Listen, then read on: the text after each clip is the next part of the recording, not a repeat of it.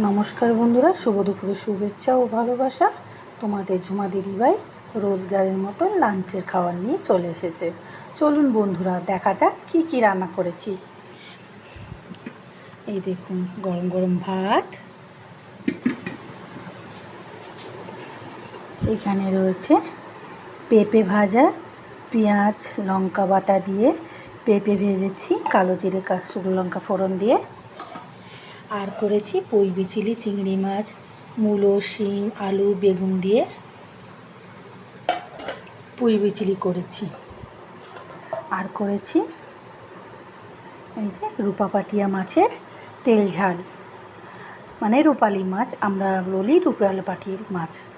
আপনারা কী মাছ বলেন সেটা কমেন্ট করে জানাবেন। এটা হচ্ছে রূপাপাটিয়া মাছ, আপনারা হয়তো কী মাছ বলেন জানি না। লম্বা লম্বা মাছ হয়, খেতে কিন্তু খুব স্বাদ হয়। আপনারা কী মাছ বলেন সেটা কমেন্ট করে জানাবেন। আর তাড়াতাড়ি যদি আমাদের বাড়িতে লাঞ্চ করবেন তো তাড়াতাড়ি চলে আসুন।